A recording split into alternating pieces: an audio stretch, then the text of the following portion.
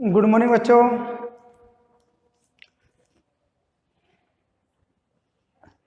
MA final year political science के विद्यार्थियों को नमस्कार, सुप्रभात, गुड मॉर्निंग। जो बच्चे MA final year political science के स्टूडेंट हैं उन लोगों के आज से हम क्लास प्रारंभ करने जा रहे हैं। मैं जितेंद्र जी सर हूँ, मेरा इंट्रोडक्शन। आप लोग जब महाविद्यालय में आओगे तब आप लोगों के बारे में विचार या आप लोगों से बातचीत की जाएगी, आप लोगों का इंट्रोडक्शन लिया जाएगा। फिलहाल आप मेरा नाम सुनिए, जितेंद्र जी सर है और मैं आप लोगों को political science MA final year के विद्यार्थियों के लिए वो पढ़ाऊँगा। देखिए, एमए प्रवेश आप लोग कंप्लीट करके आ चुके हैं। एमए प्रवेश आप लोगों ने पढ़ लिया।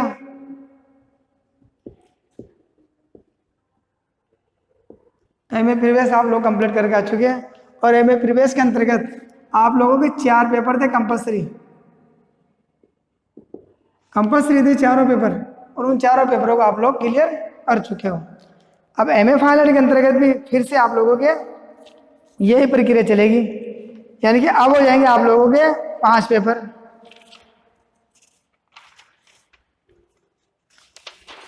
चार हो गए। हाँ, पहले आप एमए प्रवेश में देकर आए थे, आप 4 पेपर पढ़कर आए थे। अब आप लोगों को पढ़ना पड़ेगा 1 पेपर एक्स्ट्रा, यानी कि कुल टोटल आप लोगों को करने होंगे 5 पेपरों का अध्ययन। लेकिन इन 5 पेपरों के अंतर्गत 2 पेपरों का तो कोई वजूद न के बराबर ही है, ये मान के चलिए। आप लोग 5 पेपर आप लोगों को एमए फाइनल ईयर में पढ़ने पड़ेंगे। इनमें से 3 पेपर आप लोगों के कंपलसरी है। 3 पेपर है वो कंपलसरी पेपर है। ये 3 पेपर तो लगभग सबके पास एक जैसे रहेंगे, इनमें कोई चेंजिंग या परिवर्तन कोई कुछ भी नहीं कर सकता। मैं भी कुछ नहीं कर सकता, ना यूनिवर्सिटी कुछ कर सकती। 3 पेपर है, ये कंपलसरी है, जिनके आप लोगों को, यानी पेपर नंबर 5 जिसका नाम है आधुनिक राजनीतिक सिद्धांत एवं तुलनात्मक राजनीति, यानी कि modern political principles and comparative political science.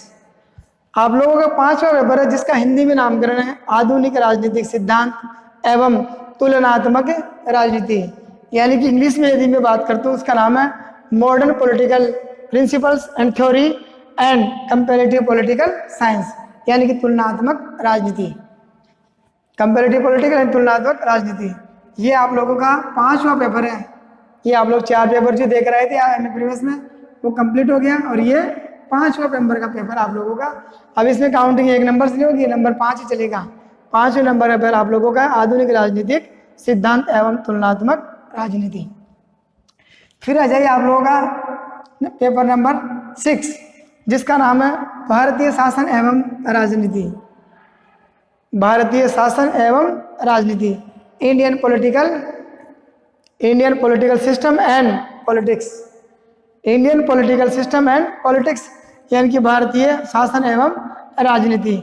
और आप लोगों ने ये पेपर इतना सरल है कि आप लोगों ने बीए पार्ट सेकंड ईयर में आप लोग पढ़कर आए थे।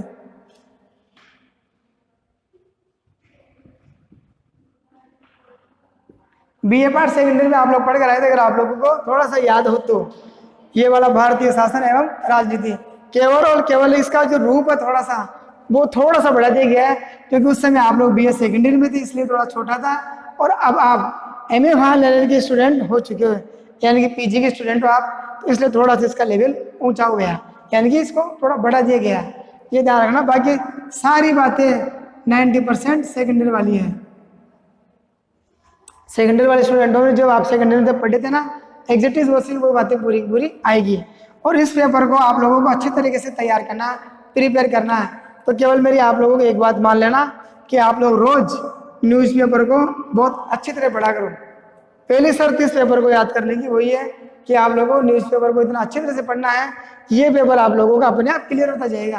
कि जितनी नॉलेज आप लोगों की प्रेजेंट की रहेगी उतने आप लोगों का जो सोचने समझने की जो तर्क शक्ति है इस पेपर के प्रति उतनी बढ़ती जाएगी। क्योंकि ये पूरा का पूरा पेपर जो आप लोगों के आसपास में जितनी पॉलिटिक्स हो रही है वो सारी पॉलिटिक्स इसके अंतर्गत समाहित है। यानी कि आप लोगों को देखना, वार्ड पार्षद लेकर सरपंच से लेकर प्रधान तक, जिला प्रमुख तक, एमएलए और एमपी तक के चुनाव, प्रधानमंत्री, राष्ट्रपति, राजनीतिक दल, ये जितनी प्रक्रियाएं हैं वो सारी की सारी इस पेपर के अंतर्गत समाहित है। यानी कि आपके आसपास में जो एक्टिविटी हो रही है पॉलिटिकल से संबंधित वो सारी बातें आप लोगों को इस पेपर में देखने को मिलेगी। ये आप लोगों को ध्यान रखना। तो आ जाइए आप, फिर है पेपर नंबर आप लोगों का 7, अनुसंधान की प्रविधियां। ये प्रविधियां देखिए विचारधारा होगी है जिसको हम लोगों को पढ़ना है। इसके अंतर्गत आप लोगों को प्रविधियों में देखिए क्या देखना है।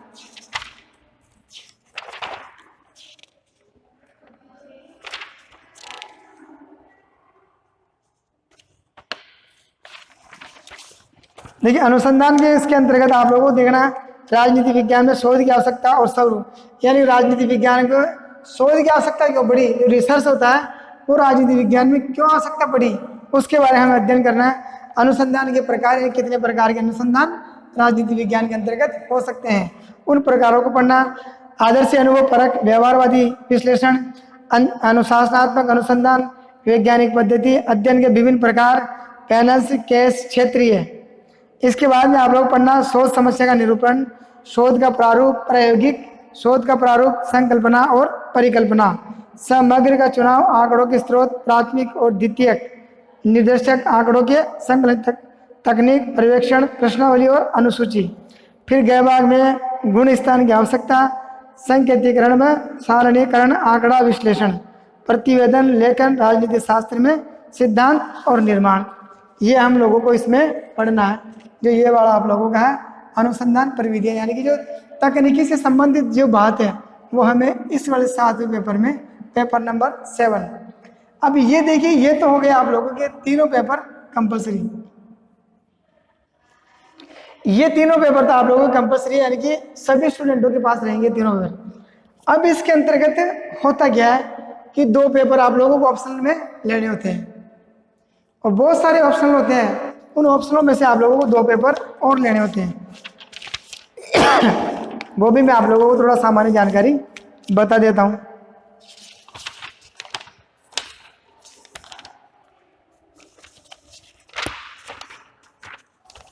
ऑप्शनल पेपरों के अंतर्गत ये 3 तो गए अपने कंपलसरी। अब देखिए 8वां और 9वां पेपर आप लोगों का, जो 8th नंबर का पेपर है और 9th नंबर का पेपर है, ये ऑप्शनल पेपर है। इनमें आप लोगों को चॉइस करना है कि आप कौन सा लेते हो, अब वो आपकी मर्जी के ऊपर डिपेंड करता है। इन 2 पेपरों के अंतर्गत भी हम लोग आप लोगों से डिस्कशन करेंगे।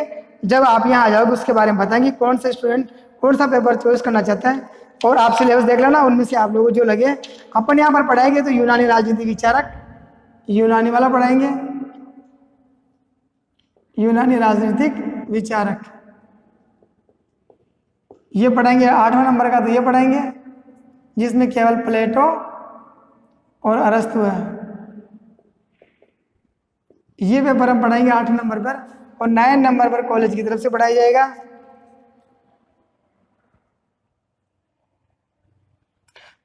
भारतीय राजनीतिक चिंतन।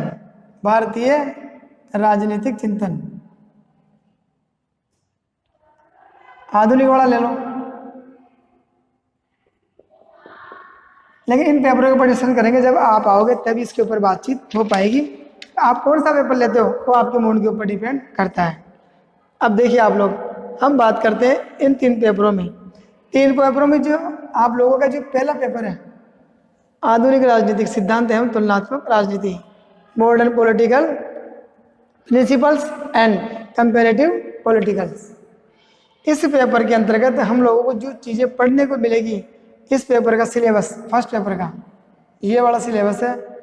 ये आप लोगों को थोड़ा हल्का फुल्का मैं बता देता हूँ सामान्य जानकारी के लिए। देखिए इसके अंतर्गत हम पहले पेपर में पढ़ेंगे राजनीतिक सिद्धांत की अभिनव प्रवृत्तियाँ, यानी कि जो मॉडर्न राजनीति बन चुकी है वो कौन कौन सी प्रवृत्तियाँ उत्पन्न हो चुकी है।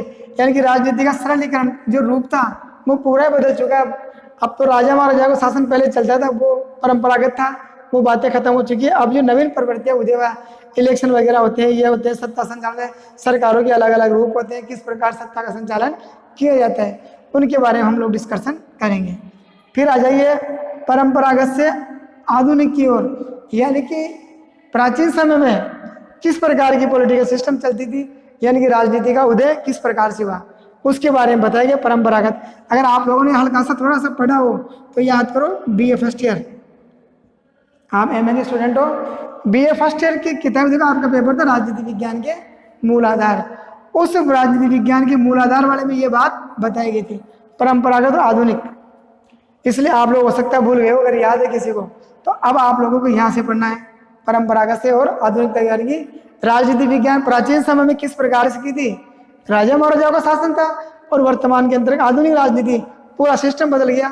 यानी कि इलेक्शन होते हैं, चुनाव प्रक्रिया होती है, वोट डालती है जनता, 18 वर्ष की आयु वाला भारत में डालता है। अन्य देशों में अलग अलग ट्रेड है उनका, वो उनका सिद्धांत है, हमें उससे मतलब नहीं है। लेकिन इसमें हम लोगों को पूरे वर्ल्ड की राजनीति की तुलना भी करनी होगी, यानी पहले की राजनीति क्या थी और वर्तमान में राजनीति किस प्रकार की है।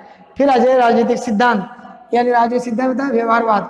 व्यवहारवाद आप लोगों को पता है, फर्स्ट ईयर में आप लोग पढ़े थे कि व्यवहारवादी नाम का एक सिद्धांत था जो डेविड स्टन के द्वारा दिया गया था। डेविड स्टन राजनीति विज्ञान के एक ऐसे विद्वान थे जिन्होंने अपने विचार बहुत क्षेत्रों में दिए थे। उन्होंने व्यवहारवादी सिद्धांत जो इनका प्रारंभिक दौर में आया था, तो इस सिद्धांत के अंतर्गत व्यवहारवादी सिद्धांत को ध्यान रखते उसका अर्थ, प्रकृति, भूमिका, यानी उसकी सीमाएं, सब बातें डेविड स्टन के द्वारा प्रेजेंटेशन कर दी गई थी। यानी पूरी बातें आप लोग फर्स्ट ईयर में बताई थी और हम लोग फिर से याद करेंगे। आप लोग बता दो, वो सत्यापन, नियमितता, प्रमाणीकरण, आधुनिकीकरण, ये जो सिद्धांत है इनका, सब सिद्धांत 8 सिद्धांत वाला, उसके बारे में डिस्कशन हम लोग करेंगे। फिर आ जाइए व्यवहारवाद का उन्होंने दिया था, फिर उत्तर व्यवहारवाद। ये उत्तर व्यवहारवादी सिद्धांत भी डेविड स्टन के द्वारा ही प्रस्तुत किया गया था। फिर आ जाए राजनीति विज्ञान। राजनीति विज्ञान का विकास, यानी कि डेवलपमेंट ऑफ पॉलिटिकल साइंस। राजनीति विज्ञान का विकास कैसे हुआ, एक साथ तो कभी किसी वस्तु का, व्यक्ति का विकास नहीं होता है। तो राजनीति विज्ञान का विकास भी धीरे धीरे कई चरणों में हुआ था। पहले राजनीति इस प्रकार की थी, फिर राजनीति ऐसी आई, फिर ऐसी आई, यानी कि राजनीति विज्ञान समय और परिस्थिति के अनुसार धीरे धीरे उसका विकास भी होता गया। फिर आ जाइए एक था व्यवस्था सिद्धांत, सिस्टम थ्योरी, सिस्टम प्रिंसिपल्स, यानी कि यह सिद्धांत दिया था, यह भी डेविड स्टन के द्वारा ही सिद्धांत प्रस्तुत किया गया था। एक व्यवस्था सिद्धांत था जिस सिद्धांत का निर्माण डेविड स्टन के द्वारा ही किया गया था। एक था संरचनात्मक प्रकार्यात्मक सिद्धांत, संरचनात्मक प्रकार्यात्मक सिद्धांत। इस सिद्धांत को प्रस्तुत किया था आमंड एंड कॉल ने। आमंड कॉलमैन के द्वारा इस संरचनात्मक प्रकार्यात्मक सिद्धांत को प्रस्तुत किया गया था। इसके बारे में हम लोग डिस्कशन बाद में करेंगे। अब आ जाइए ख भाग में, पहले पेपर के बारे में बात करें हम, आधुनिक राजनीति सिद्धांत एवं तुलनात्मक राजनीति। उस खंड का पहला यूनिट ये था। अब दूसरे यूनिट के ऊपर डिस्कशन करते हैं। देखिए सेकंड खंड के अंतर्गत इन्होंने दिया गया है राजनीतिक आधुनिकरण एवं राजनीति विकास, यानी कि मॉडर्न पॉलिटिकल, यह राजनीतिक आधुनिकरण हो चुका। अब सेकंड यूनिट में आते आते पहले परंपरागत राजनीति थी और सेकंड यूनिट में आते आते राजनीति का आधुनिकरण, यानी कि अब राजनीतिक पहले वाले पॉलिटिक्स नहीं है, अब पॉलिटिक्स बदल चुकी है। अब राजनीति आधुनिकरण के हिसाब से की। देखिए पहले अपने भारत के संदर्भ में ले लो आप, पहले वोटिंग हम लोग ठप्पा डाल के देके आते थे और वो पर्चे डालते थे। आज डायरेक्ट वोटिंग मशीन है, मशीन पे जाओगे आप, दबाया, बीप के बाद वोट हो गया। उसका विकास, राजनीति का सामाजिकरण, यानी कि राजनीति का अब राजनीति ने समाज की भूमिका में आ गई राजनीति, अर्थात माने कि समाज के लोगों का भी राजनीति में ध्यान रखा जा रहा है। अर्थात अब राजनीति का पूरी तरीके से सामाजिकरण हो गया है।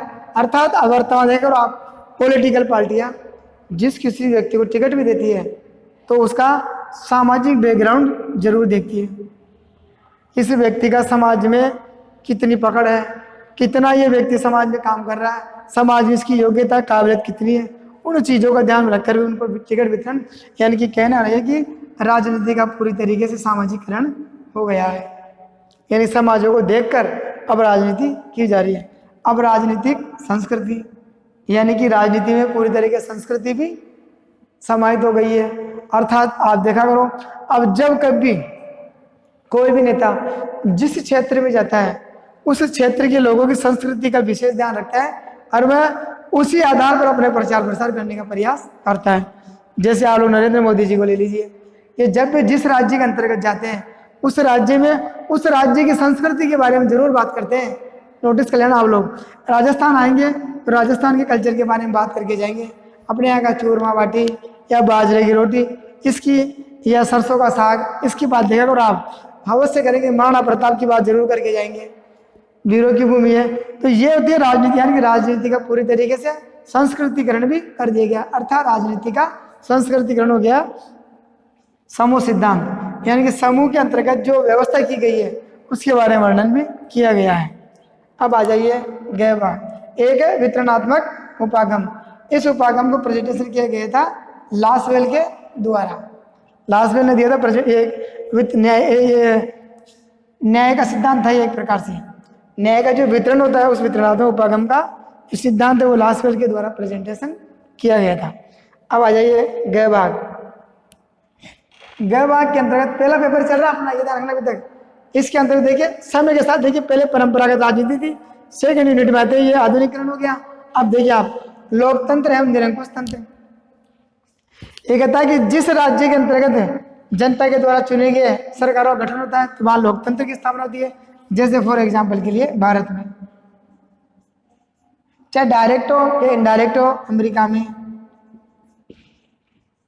लोकतंत्र जिंदा वही रहेगा जहां पर जनता के द्वारा और जनता के लिए सत्ता का संचालन किया जाता है, उसे लोकतंत्र शासन व्यवस्था कही गई है। यानी कि जनता के द्वारा शासन होना चाहिए, उसे लोकतंत्र कहा गया। एक होता है निरंकुश तंत्र। निरंकुश तंत्र के अंतर्गत एक बार कि राजा महाराजाओं का या शासन था या किसी ऐसे व्यक्ति का भी सत्ता चली गई जो इतना निरंकुश होता है कि जनता के ऊपर वो बार बार अत्याचार और प्रताड़ना करने का कार्य करता है, उसे निरंकुश तंत्र कहा जाता है। इसके निरंकुश तंत्र के बारे में हम लोग डिस्कशन करेंगे बाद में। फिर आ जाइए संसदीय एवं अध्यक्षतात्मक। संसदीय शासन प्रणाली अर्थात जिस देश में संसद की सर्वोच्चता हो, जैसे भारत में संसदीय शासन प्रणाली को अपनाया गया, अर्थात यहाँ पर संसद की सर्वोच्चता को स्वीकार किया गया। संसद के द्वारा जो कानून बना दिए जाते हैं उन कानूनों का उल्लंघन कोई व्यक्ति नहीं कर सकता, चाहे वो प्रधानमंत्री हो चाहे राष्ट्रपति हो। संसद के द्वारा बनाए गए कानूनों का उल्लंघन किसी व्यक्ति के द्वारा नहीं, अर्थात संसद की ही सर्वोच्चता होगी, उसे संसदीय शासन प्रणाली नाम दिया गया। अब आ जाइए अध्यक्षतात्मक शासन प्रणाली। अध्यक्षतात्मक शासन प्रणाली के अंतर्गत संपूर्ण शक्तियां एक व्यक्ति के हाथ में होती है। जैसे अमेरिका में अध्यक्षतात्मक शासन प्रणाली को अपनाया गया है, इसलिए वहां पर संपूर्ण शक्तियां अमेरिका के अंतर्गत राष्ट्रपति में निहित है। अध्यक्षतात्मक शासन प्रणाली में होता यही है कि संपूर्ण शक्तियां एक व्यक्ति के हाथों में निहित होना, जबकि संसदीय शासन प्रणाली के अंतर्गत संसद की सर्वोच्चता को स्वीकार किया जाता है। अमेरिका में अध्यक्षतात्मक शासन प्रणाली को अपनाया गया है, अर्थात वहां पर संपूर्ण शक्तियां अध्यक्ष यानी कि राष्ट्रपति के हाथों में होती है। फिर आ जाइए संघीय और एकात्मक। एक होती है संघीय व्यवस्था। संघीय व्यवस्था का मतलब होता है कि एक व्यक्ति के हाथों में सत्ता न होकर बहुत सारे लोगों के हाथों में सत्ता का डिवाइडेड करना। संघीय व्यवस्था का मतलब होता है कि एक व्यक्ति में सत्ता न होकर बहुत सारे लोगों में। जैसे भारत में संघीय शासन व्यवस्था को अपनाया गया है, अर्थात संघ की कार्यपालिका अलग होगी, संघीय कार्यपालिका जहां पर प्रधानमंत्री और उसका मंत्रिमंडल बैठता है, और राज्य की कार्यपालिका अलग होती है। संघ का मतलब ये होता है कि संघ की कार्यपालिका अलग और राज्य की कार्यपालिका अलग, यानी राज्य की कार्यपालिका के क्षेत्र में संघीय कार्यपालिका को हस्तक्षेप नहीं होता है, इसलिए संघीय कार्यपालिका और राज्यपालिका, और भारत में संघीय कार्यपालिका को अपनाया गया, अर्थात शक्तियां किसी एक व्यक्ति के हाथों में न होकर संघीय, यानी कि भारत में संघीय ढांचा है पूरा। संघीय के अंतर्गत केंद्रीय संघीय कार्यपालिका और राज्य संघीय कार्यपालिका दोनों अलग अलग है। एकात्म सरकार यानी एक तो पूरे देश के अंतर्गत एक ही अकेली सरकार होती है, यानी कि संपूर्ण शक्तियां किसी एक ही व्यक्ति के हाथों में निहित होती है। सरकारों के अंग, सरकारों के अंग कौन से होते हैं? व्यवस्थापिका,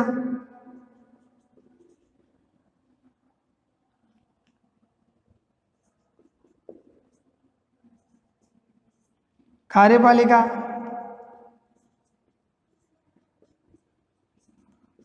और न्यायपालिका।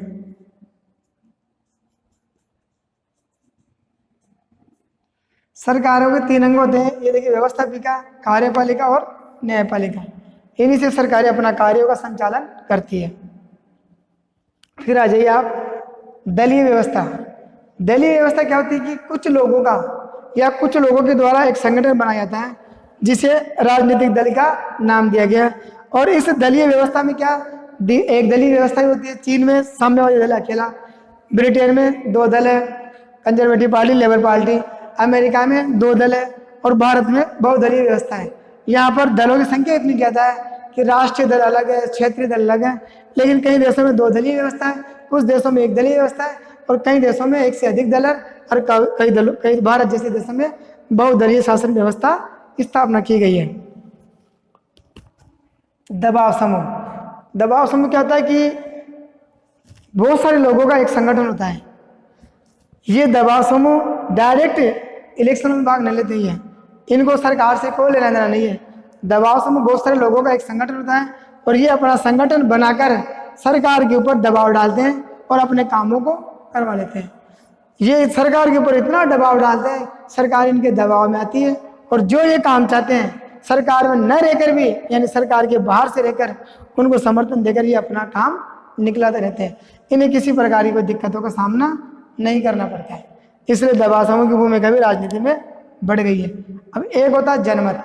जनमत का मतलब होता है कि जब कभी भी आप किसी भी मुद्दे पर यदि जनता का मत लेना चाहते हो, तो उस मुद्दे को जनता के बीच में ले जाकर उसके बारे में मतदान करा सकते हो कि मुझे ये विधेयक पारित करना चाहिए, नहीं करना चाहिए, ये सिद्धांत रखने चाहिए या नहीं रखने चाहिए, उसके बारे में आप लोग डिस्कशन कर सकते हो। ये जनमत की व्यवस्था भी ये की गई है। एक बार फिर आप लोगों को मैं दोहरा देता हूँ कि MA final year political science, आप लोगों के 5 पेपर लगेंगे। अब 5 पेपर में से आप लोगों के 3 पेपर कंपलसरी है। ये अनिवार्य पेपर है 3, तो ये तो मतलब कि सबको आप लोगों को कंपलसरी है, तो पढ़ने हैं। जिन तीनों में से 5वां पेपर का नाम था आप लोगों के आधुनिक राजनीति सिद्धांत एवं तुलनात्मक राजनीति, इंग्लिश में बोलते हैं इसको modern political principles and comparative political science. ये आप लोगों का 5वां पेपर था।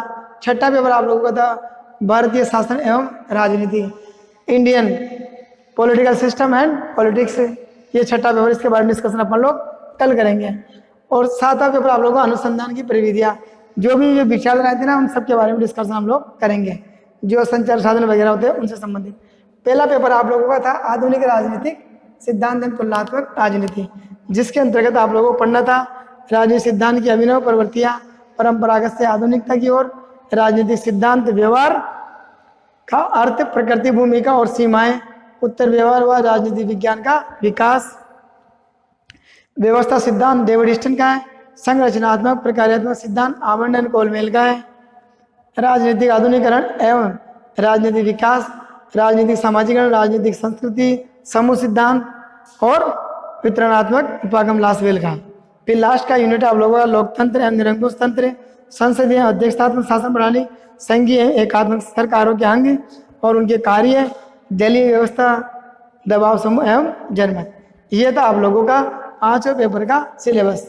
अब कल डिस्कशन करेंगे हम लोग 6ठे पेपर के सिलेबस, ये वाला भारतीय शासन एवं राजनीति, इसके बारे में डिस्कशन करेंगे कल। Thank you very much.